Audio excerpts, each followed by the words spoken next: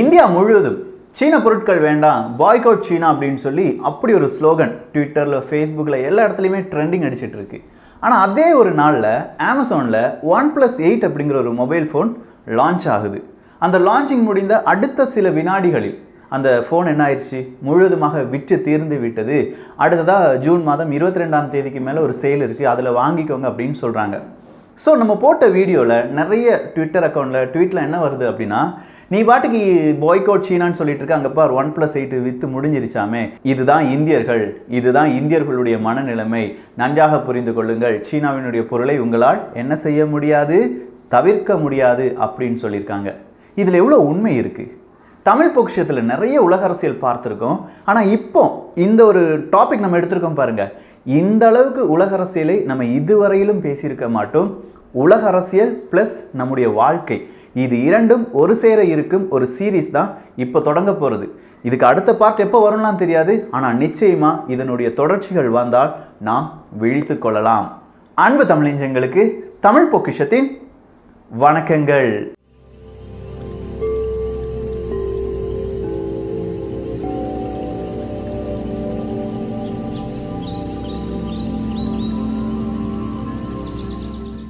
டாபிக்குள்ளே போகிறதுக்கு முன்னாடி பிராண்ட் அப்படிங்கிறது எவ்வளோ முக்கியத்துவம் வாய்ந்தது அப்படிங்கிறத புரிந்து கொள்வதற்காக நமக்கு தெரிந்த 2 பிராண்டை வச்சு பார்க்க போகிறோம். ஒன்று ட்ராபிக்கானா, இன்னொன்று பெப்சி அப்படி இல்லைனா கோக். இந்த 2 விஷயம்தான். ட்ராபிக்கானா ஃப்ரூட் ஜூஸ் கிடைக்கிற ஒரு கம்பெனி, விற்பனை செய்கிற ஒரு நிறுவனம்னு வச்சுக்கோங்களேன். பெப்சி கோக் நமக்கு தெரியும்ல, ஓகே. இந்த ட்ராபிக்கானா அப்படிங்கிற அந்த நிறுவனம் 2009ஆவது வருடம் அவங்களுடைய லேபிள் இருக்குது பாருங்கள், அதாவது இந்த ட்ராபிக்கானா ஜூஸ் வர்ற அந்த அட்டைப்பெட்டியை டிசைன் மாற்றலாம், பலவிதமான காம்படிஷன் வந்துருச்சு அப்படின்னு சொல்லி அவங்க டிசைன் மாற்றுறாங்க. டிசைனுக்கு முன்னாடி அந்த 2009க்கு முன்னாடி எப்படி டிசைன் இருந்துச்சுன்னா, ஒரு ஆரஞ்சு பழம் இருக்குது, அந்த ஆரஞ்சு பழத்துலேருந்து ஒரு ஸ்ட்ரா இருக்குது, அந்த ஸ்ட்ரா புகைப்படம் தான் அதனுடைய அட்டைப்படமாக இருந்தது. அதை மாற்றிவிட்டு முழுவதுமாக ஒரு கிளாஸுக்குள்ள ஆரஞ்சினுடைய அந்த ஜூஸ் இருப்பதாக காண்பித்து வேறொரு புகைப்படம் வச்சு ஒரு அட்டைப்படம் வைத்து அந்த ஒரு பிராண்ட் வெளியில் வருது. வெளியில் வந்த பிறகு ட்ராபிக்கானா என்கிற அந்த ஒரு நிறுவனத்திற்கு பெரிய அடி, யாருமே வாங்க மாட்டுக்காங்க, அந்த பொருள் விற்பனை ஆக மாட்டுக்கு. கிட்டத்தட்ட 20லிருந்து 30% அவர்களுக்கு இழப்பு வந்தது. எத்தனை கோடி ரூபாய் அவர்களுக்கு இழப்பு வந்தது அப்படின்னு கேட்டிங்கன்னா, தோராயமாக 500 கோடி ரூபாய். 2009 நான் சொல்கிற கணக்கு, தோராயமாக 500 கோடி ரூபாய் அவங்களுக்கு இழப்பு வருது. ஸோ மூளையை போட்டு கசக்குறாங்க, என்னடா நடந்துச்சு அப்படின்னு பார்த்தா, மக்கள் இந்த ட்ராபிக்கானா அப்படின்னு சொல்லும் போதே அந்த ஆரஞ்சு பழம், அதில் ஸ்ட்ரா போட்ட அந்த ஒரு புகைப்படம் மக்களுடைய மனதில் பதிந்து விட்டது. அதை மாற்றியதின் காரணமாக வந்த விளைவு தான் இது அப்படின்னு சொல்லி அவங்களுக்கு புரிய வருது. அந்த புரிதலுக்கு பிறகு அவங்க என்ன செய்கிறாங்க, அட்வர்டைஸ்மெண்ட் கூடுதலாக கொடுத்து சில விதமான ஸ்லோகனையும் சேர்த்து இந்த ட்ராபிக்கானா அப்படிங்கிற அந்த மார்க்கெட்டை உயர்த்துகிறார்கள். இதற்காக அவர்கள் மறுபடியும் ஒரு $35 மில்லியன் செலவு செய்தார்கள் என்று சொல்லலாம். ஸோ மறுபடியும் இந்த அட்டைப்படத்தில் அந்த ஒரு மாதிரியான ஆரஞ்சு, அதே மாதிரி அதனுடைய கேப்பில் ஆரஞ்சு, இப்படி எல்லாமே ஆரஞ்சாக மாற்றப்பட்டது. இந்த ஒரு பழம் செயற்கையாக உருவாக்கப்பட்ட இந்த பழத்தை நம்பி பல கோடி மக்கள் ட்ராபிக்கானா அப்படிங்கிற அந்த ஒரு பிராண்டை மறுபடியும் நம்பினாங்க. இதுதான் நம்ம ஒரு புகைப்படம் மாறினால் பிராண்ட் பாதிக்கப்படும் என்பதை புரிந்து கொள்வதற்கான ஒரு தருணம்.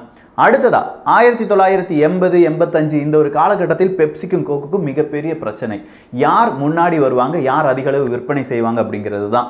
1980-84 இந்த ஒரு காலகட்டத்திலலாம் பெப்சி முன்னாடி வந்துட்டாங்க. நியூ ஜென்ரேஷனுடைய ட்ரிங்க் இதுதான் அப்படின்னு சொல்லி மைக்கேல் ஜாக்சன்லாம் வந்து விளம்பர யுக்திலாம் செஞ்சு பெப்சி 53% அவர்களுடைய விற்பனையை அதிகரிக்கிறது. கொக்கோ கோலா என்ன செஞ்சாங்க, அவங்களுடைய கிளாசிக் கொக்கோ கோலாவை நியூ கோக் அப்படின்னு சொல்லி வேறொரு டப்பால கொடுக்குறாங்க. கிளாசிக் கொக்கோ கோலாவை பொறுத்த வரைக்கும் மக்கள் நிறைய பேருக்கு அது பிடிச்சிருந்தது. ஆனால் இவங்க என்ன செஞ்சாங்க, இல்லை பெப்சி வந்து ரொம்ப பெரிய அட்வர்டைஸ்மெண்ட்லாம் கொடுத்து நல்ல பெரிய பிராண்டாக மாறிடுச்சு, எனவே நியூ கோக் அப்படிங்கிறத இறக்கணும்னு சொல்லி இறக்குனாங்க. அப்படி இறக்கும்போது அது ஃபெயிலியர் ஆயிடுச்சு. அப்போ தான் அவங்க வேறொரு விஷயத்தை ஒரு 2 வருஷமாக ஸ்டடி பண்ணுறாங்க. கிட்டத்தட்ட 2 லட்சத்திற்கும் மேற்பட்ட நபர்களுக்கு டேஸ்ட் அப்படிங்கிறத சோதித்து பார்க்கிறார்கள். கொக்கோ கோலாவில் வேறு ஃபார்முலா போட்டு டேஸ்ட்டை அவங்க செக் பண்ணி பார்க்குறாங்க. பெப்சினுடைய டேஸ்ட் இனிப்பு அதிகமாக இருக்கிறது, கொக்கோ கோலாவினுடைய இனிப்பு குறைவாக இருக்கிறது. கிளாசிக் கொக்கோ கோலாவை என்று நிறுத்தினார்களோ அன்றிலிருந்து அந்த கொக்கோ கோலா நிறுவனத்திற்கு கிட்டத்தட்ட 4 லட்சத்திற்கும் மேற்பட்ட அழைப்புகள் வந்ததாம். நீங்கள் ஏன் கிளாசிக் கொக்கோ கோலாவை நிப்பாட்டினீங்க, நியூ கோக்கை ஏன் அறிமுகம் செய்தீர்கள் அப்படிங்கிறது தான். ஸோ அடுத்ததாக இவங்க என்ன செய்கிறாங்க, இந்த கொக்கோ கோலா நிறுவனம் கிளாசிக் கொக்கோ கோலாவை மறுபடியும் நாங்கள் இன்ட்ரடியூஸ் பண்றோம் அப்படின்னு சொல்லி ஒரு விளம்பரத்தை கொடுக்கிறார்கள். பல வருடங்களாக கொக்கோ கோலா தான் நம்பர் 1 கூல்ட்ரிங்காக இருந்தது. ஆனால் இதற்கு பின்னாடி மிக முக்கியமான ஒரு செய்தியை நாம் கவனிக்க வேண்டும். கிளாசிக் கொக்கோ கோலால பியூர் சுகர் இருந்தது. ஆனால் நியூ கோக்குக்கு பிறகு நாங்கள் கிளாசிக் கொக்கோ கோலாவை மறுபடியும் இன்ட்ரடியூஸ் பண்ணுறோன்னு சொன்னாங்க பார்த்தீங்களா, அப்போ அவங்க அதில் கோன் சிரப்பை சேர்க்க ஆரம்பித்தார்கள். அதன் காரணமாக அதில் இனிப்பு சுவை அதிகரித்தது, அவர்களுடைய விற்பனை அதிகரித்தது. ஆனால் மக்கள் என்ன நினச்சிட்டு இருக்காங்க, அவங்க விரும்பி குடித்த கிளாசிக் கொக்கோ கோலாவை தான் கொக்கோ கோலா மறுபடியும் ரீஇனிஷியேட் செஞ்சுருக்காங்க அப்படின்னு சொல்லி மக்கள் முட்டாளாக நினைத்து கொண்டிருக்கிறார்கள். இதெல்லாம் அமெரிக்காவில் நடந்த சில செய்திகள் தான். உலக அளவில் இதுதான் மேட்டர். ஓகேயா, சரி. இந்த ஒரு மேட்டர் அப்படியே இருக்கும்போது அண்ணாச்சி கடைக்கு போனால், சாதாரணமாக உங்கள் வீட்லேயோ இல்லாட்டி தெருக்கடையிலையோ இருக்கிற அண்ணாச்சி கடைக்கோ ஏதாவது ஒரு கடைக்கு நீங்கள் போனீங்கன்னா, சின்ன கடைக்கெல்லாம் போனீங்கன்னா உங்களுக்கு என்ன தேவையோ அதை மட்டும்தான் நீங்கள் வாங்குவீங்க. அதே இது நீங்கள் சூப்பர் மார்க்கெட்டுக்கு, ஹைப்பர் மார்க்கெட்டுக்கெலாம் போனீங்கன்னா என்ன நடக்கும், உங்களுக்கு தேவையில்லாத நிறைய பொருட்களை நீங்கள் வாங்கி குவிப்பீர்கள்.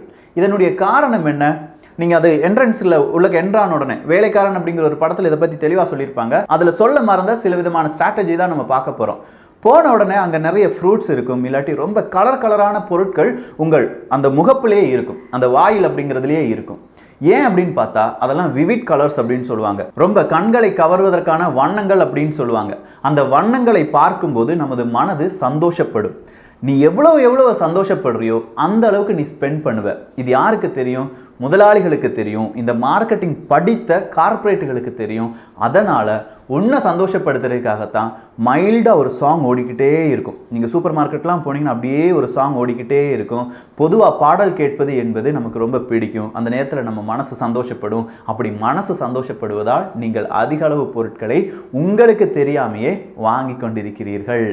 இவ்வளோ தூரம் நம்ம பார்த்ததெல்லாம் பிராண்ட் மார்க்கெட்டிங்க்கு ஜஸ்ட் ஒரு பிகினிங் தான். ஸோ 1+8 ஏன் அதிக அளவு விற்பனை ஆகிறது அப்படின்னு கேட்டால், இந்த இடத்துல அதிக அளவு விற்பனை ஆனதா என்கிற ஒரு கேள்வியை நீங்களே கேட்டு பாருங்கள். 1+8லேருந்து அஃபிஷியலாக இத்தனை யூனிட்டை நாங்கள் விற்று விட்டோம் அப்படின்னு சொன்னாங்களா? இல்லை. 1+8 இத்தனை யூனிட், அதாவது எத்தனை மொபைல் ஃபோன் விற்றது அப்படிங்கிற கணக்கு இன்றளவும் வெளியில் வரவில்லை. ஏனென்றால் அது குறைவாகத்தான் விற்றிருக்க வேண்டும். மக்கள் சீனாவுக்கு எதிராக போராடி கொண்டிருக்கும் போது பொதுவாக 1+ அப்படிங்கிற அந்த மொபைல் ஃபோன் இறங்கினதை விட குறைவான ஒரு விற்பனை தான் அன்று அவர்கள் அனுபவித்திருக்க வேண்டும். ஆனால் அதை வெளியில் சொல்லாமல் மறைத்து விட்டார்கள். ஏன் மறைக்கிறார்கள்? எதற்காக இப்படி செய்கிறார்கள்? இப்படி செய்வதால் அவர்களுக்கு என்ன லாபம்? என்ன நண்பா, 1000 மொபைல் ஃபோன் அவன் தயாரிச்சிருக்கான், அதில் 1000ம் விற்று முடிஞ்சிருக்குமா இருக்கும், அதனால தான் அவன் என்ன செஞ்சிருப்பான், சேலை க்ளோஸ் பண்ணியிருப்பான் அப்படின்னு நீங்கள் நினச்சிங்கன்னா அது தப்பு. எந்த ஒரு மொபைல் ஃபோனும் 1000 யூனிட் 2000 யூனிட் அப்படிங்கிற யூனிட்லாம் இப்போ தயாரிப்பதெல்லாம் கிடையாது. லட்சக்கணக்கான யூனிட் தயாரித்து கொண்டிருக்கிறார்கள். அவன் உற்பத்தி செய்த அத்தனை யூனிட் மொபைல் ஃபோனும் விற்று தீர்ந்து விட்டது என்றால் எப்படி அவனால் ஜூன் 22 மறுபடி அடுத்த சேலை ஸ்டார்ட் பண்ண முடியுது? வெறும் 5 நாள் கேப்பில் அவன் அவ்வளோ யூனிட்டை மறுபடியும் தயாரிக்க முடியுமா, உற்பத்தி பண்ண முடியுமா? அது பாசிபிளா? இல்லை. ஸோ ஆல்ரெடி அவன்கிட்ட ஸ்டாக் இருக்கு. ஸ்டாக் வச்சுக்கிட்டே, ஸோ 1000 மொபைல் ஃபோன் கிடையாது, நம்ம ஒரு உதாரணத்துக்கு வச்சுக்கலாமே, 1,00,000 மொபைல் ஃபோன் அவன் தயாரித்து வைத்து விட்டான். முதல்ல அவன் கொண்டு வர்றது எவ்வளோ? 1000 மொபைல் ஃபோன் தான் இருக்குன்னு சொல்லி டெலிகாஸ்ட் பண்ணுவான், அட்வர்டைஸ்மெண்ட் போடுவான். இல்லை இந்த நாட்களுக்குள் நீங்கள் வாங்க வேண்டும், இல்லை கரெக்டாக அமேசான்லாம் இந்த ஃப்ளாஷ் சேல் அப்படின்னு சொல்லுவாங்க, 11 மணிக்கு நீங்கள் வந்து வாங்க வேண்டும் அப்படின்னு சொல்லி போட்டிருப்பான். ஏன் இந்த 11 மணி இன்னைக்கே வாங்கணும், நவ் ஆர்டர் நவ் அப்படின்னு சொல்லி போட்டிருப்பான். நெக்ஸ்ட் டே டெலிவரி அப்படின்னு சொல்லி போட்டிருப்பான். இந்த நெக்ஸ்ட் அப்படிங்கிற வார்த்தையும் நவ் அப்படிங்கிற வார்த்தையும் குறித்து வைத்துக் கொள்ளுங்கள். இதனால் நீங்கள் பல வகைகளிலும் ஏமாற்றப்படுகிறீர்கள். ஸோ இந்த 1+1 எந்த மாதிரியான மார்க்கெட்டிங் ஸ்ட்ராட்டஜியை யூஸ் பண்ணுறாங்க அப்படின்னு கேட்டிங்கன்னா, FOMO அப்படின்னு சொல்லுவாங்க, fear of missing out. Fear of missing out அப்படின்னா எனக்குள்ள ஒரு பயம் வரும், நமக்கு அது கிடைக்காமல் போய்விடுமோ என்கிற ஒரு பயம் தான். நீங்கள் ஒரு மொபைல் ஃபோன் வாங்கணும்னு நினச்சிட்டு இருக்கீங்க, அந்த மொபைல் ஃபோன் நாளைக்கு தான் வெளியில் வருது, நாளைக்கு தான் உற்பத்தி செஞ்சு லான்ச் பண்ணுறாங்க, அதை யாருமே யூஸ் பண்ணியிருக்க மாட்டாங்க, எந்த விதத்திலும் அதற்கான ஒரு ரிவ்யூவை உங்களால் வாசிச்சிருக்கவே முடியாது. ஆனால் உங்கள் மனதில் அந்த மொபைல் ஃபோன் நல்லது அப்படின்னு சொல்கிற ஒரு விதமான கருத்து உங்களுக்கு தெரியாமலேயே தோன்றி இருக்கும். காரணம் என்ன தெரியுமா? இந்த FOMO தான், ஃபியர் ஆஃப் மிஸ்ஸிங் அவுட் என்பது தான். இதை மேலும் நல்லபடியாக புரிந்து கொள்ள வேண்டும் என்றால் உன்னுடைய சுதந்திரம் என்ன? உனக்கு தேவையானதை நீயே தேர்ந்தெடுத்து கொள்வது தான் உன்னுடைய சுதந்திரம். கரெக்டு தானே? காதல்ல இருந்து படிப்பு வர அப்படிதான். உனக்கு தேவையானதை நீயே தேர்ந்தெடுத்து கொள்வது தான் உன்னுடைய சுதந்திரம். உன்னுடைய சுதந்திரத்தை யாராவது பறிக்க நினைத்தால் உனக்கு கோபம் வரும். அந்த சுதந்திரத்தை நீயே எடுத்துக்கொள்ள வேண்டும் அப்படின்னு சொல்லி நீ நினைப்பாய். இந்த இடத்துல மொபைல் ஃபோனில் உன்னுடைய சுதந்திரத்தை அப்படி அப்ளை பண்ணிப்பாரு. என்ன சொல்கிறேன்னா, உனக்கு பிடிச்ச ஃபோன் ஒரு மொபைல் ஃபோன் இருக்குது. OnePlusனே வச்சுக்கோங்களேன். எல்லாருமே சொல்லி இப்போ OnePlusஸே நம்ம சொல்லுவோம். OnePlus ஃபோன் சூப்பராக இருக்குது அப்படின்னு சொல்லி நிறைய பேர் சொல்லிட்டாங்க. ஸோ உனக்கு பிடித்த ஃபோன் அதுவா அப்படின்னு கேட்டால் இல்லை.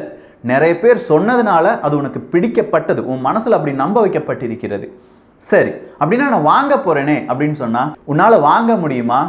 நொடியில் விற்று தீர்ந்து விட்டது அப்படின்னு சொல்லும்போது உனக்குள்ள ஒரு பயம் வரும். எனக்கு பிடித்த பொருளை என்னால் தேர்ந்தெடுக்க முடியாத ஒரு நிலைமை வரும்போது அதற்கான எதிர்பார்ப்பு என் மனதில் அதிகரிக்கும். அந்த எதிர்பார்ப்பு தான் அவனுடைய சக்சஸ்.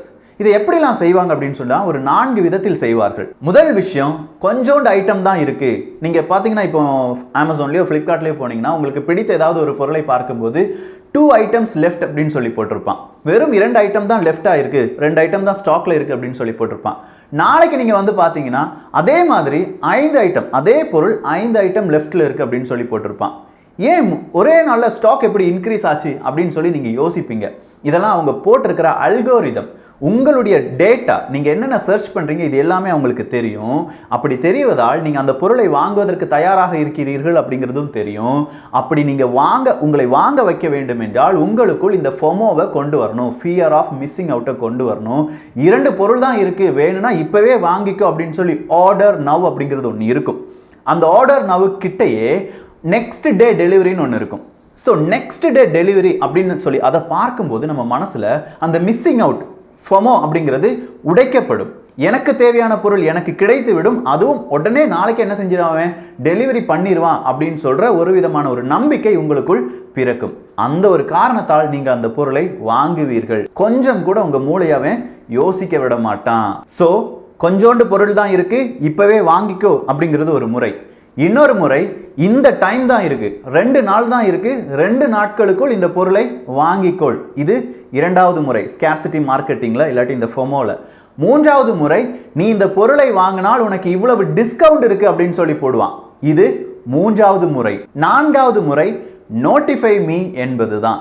அதாவது இது லான்ச் ஆக போகுது, ப்ரீ ஆர்டர் பண்ணிக்கோ என்பதுதான். இந்த 4 முறையில் தான் நம்மை பலரும் ஏமாற்றிக் கொண்டிருக்கிறார்கள்.